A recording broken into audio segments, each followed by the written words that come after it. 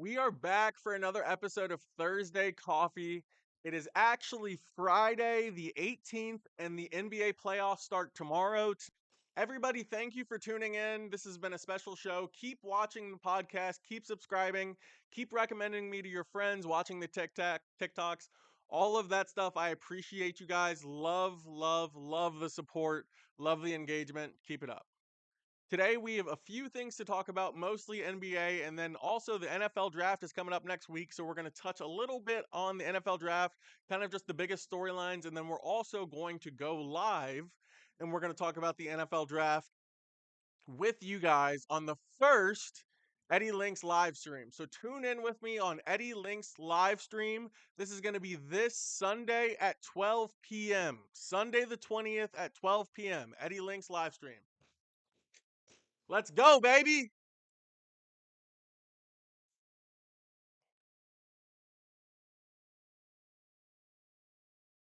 Nico Harrison is an evil genius. An evil genius. The Dallas Mavericks look scary. Anthony Davis is reminding everybody once again, hey, I'm Anthony Davis over here. One of the best players in the world. One of the best, not one of, probably the best college basketball player of all time. Still me, dominating the game. Klay Thompson's out there. Kyrie's hurt right now. Next year, he'll be back. PJ Washington's a baller. The Dallas Mavericks are really good, really, really good. What he's saying about being built around defense makes sense. He's a genius. Sometimes you guys just can't see the vision yet. So take a second, calm down, and just support. Dallas Mavericks fans are enraged over Nico Harrison. It's like this guy just made your franchise the best thing that it's ever been. The Dallas Mavericks were never going to win with Luka Doncic. Now they actually have a chance with Anthony Davis. Anthony Davis is a bona fide star in this league, proven himself. Klay Thompson's an NBA championship winner. Kyrie Irving, same. That's the team you want. You don't just want some kid from overseas who's come and he's played good basketball, but he hasn't won anything yet. Why would you want that? Dallas Mavericks fans, be happy with what you have. Nico Harrison is a genius.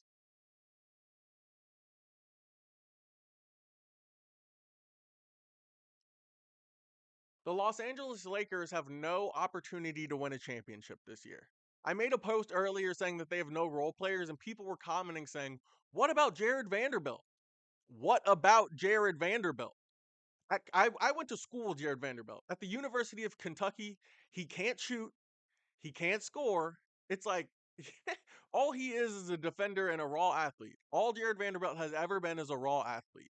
So when we're having championship discussions, don't mention Jared Vanderbilt. When we're having championship discussions, don't mention Austin Reaves. Austin Reaves is a good basketball player. He's an outdoor basketball player. He's a real hooper. I give him respect. He's not a championship factor. He's not even a piece. He's not the third piece. He's not the fourth piece. He's not the fifth piece on a championship team. So don't talk about Austin Reaves in this discussion. This discussion is about winning the NBA championship. It takes certain players to do that. Certain guys matter. Certain positions matter. Austin Reaves is the third piece of the Los Angeles Lakers, can't win a championship. Think about that. When the Warriors were winning all those championships, their third option was Klay Thompson. And you guys are talking about Austin Reaves being a factor in this. Makes no sense in the world.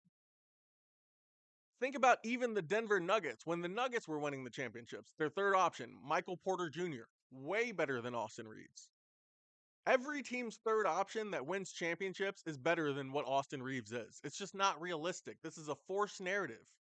Playoff Jimmy is the real deal. He turns it up when it needs to be turned up, and he's showing that he's one of the most dominant players in the league. And he said that him and Steph are Batman and Robin.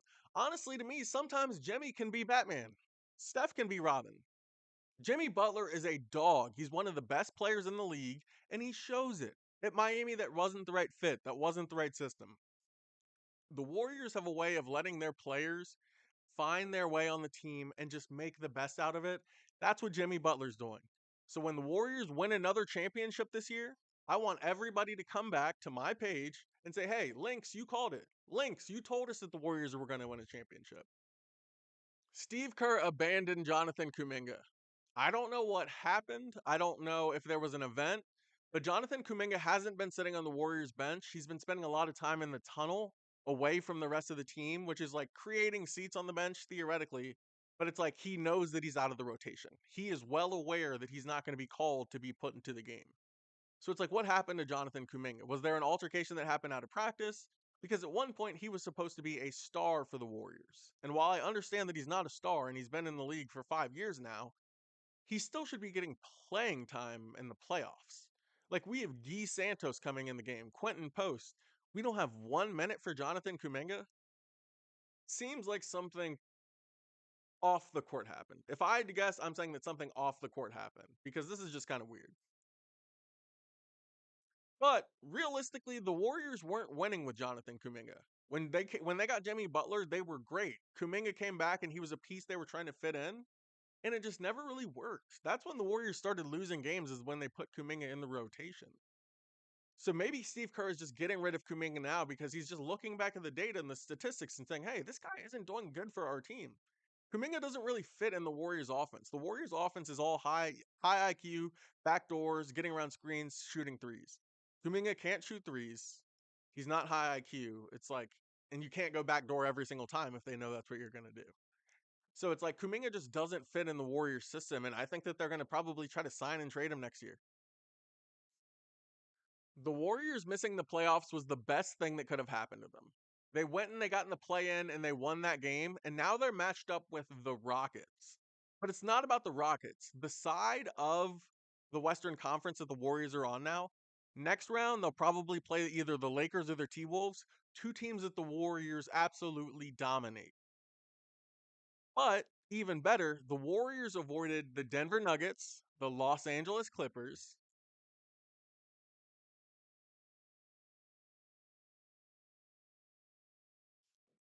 the Warriors avoided the Oklahoma City Thunder, the Denver Nuggets, the Los Angeles Clippers. Arguably the three teams that the Warriors struggle most with in the entire NBA.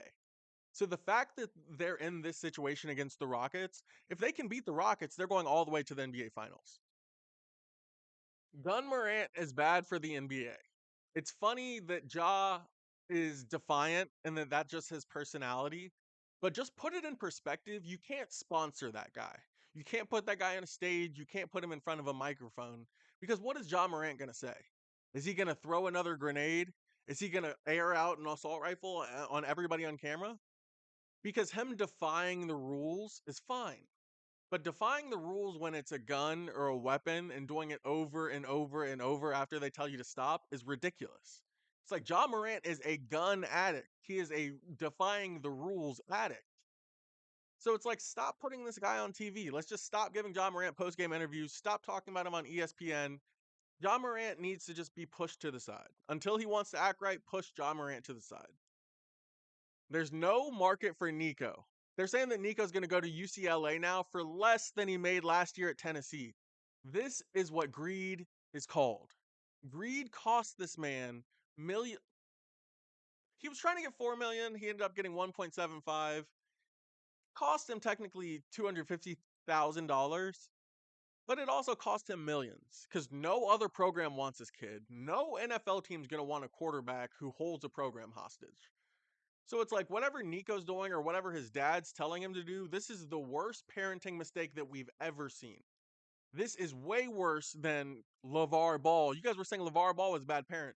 Nico's dad is a bad parent. Nico Iamaleva's dad is a bad parent. You guys used to come down on LeVar Ball, Cam Newton's dad. Let's talk about Nico's dad. Mr. Hold a Program Hostage. Mr. My son doesn't want to play unless it's for money. He ruined his son's career. No NFL team wants a kid like that. And that's already indicative because you can see no college team wanted a kid like that. So Nico's career is over.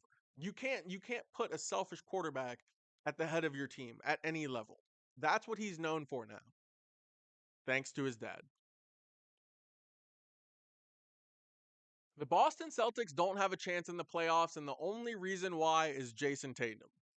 Jason Tatum, this is his chance to prove that he's a star, that he's a dog, that he's dominant. Jason Tatum is none of those things. He's soft. He is soft. He's a soft player. When things get tough, he's going to run. And that's why I know for a fact that the Celtics aren't getting past the Cavaliers. They're not. but they'll probably get upset before that because some team in the Eastern Conference is going to put their back against the wall and say, hey, Tatum, prove it to us. And he can't. He's not that guy. The guy who he was, who you think the Jason Tatum is the same guy he was on the starting five. He's corny. He has no dog in him, and he's just not like that. So the Celtics are going out early, and if you think they're going to win again, you're insane. I honestly can't believe my eyes when I look at these mock drafts. Ashton Jeanty is not a top 5 NFL prospect. I'm sorry. This guy is a video game character out of Boise State. Realistically, he's a video game character out of Boise State. All of his highlights are against schools like the Wyoming Cowboys. It's like, bro, who are you playing against, Jeanty? Who is Ashton Jeanty's competition? As an NFL team, if you draft that kid as a top 5 draft pick, you've ruined your organization.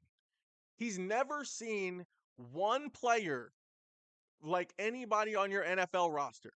And then you're going to introduce him to an environment with 51 of them.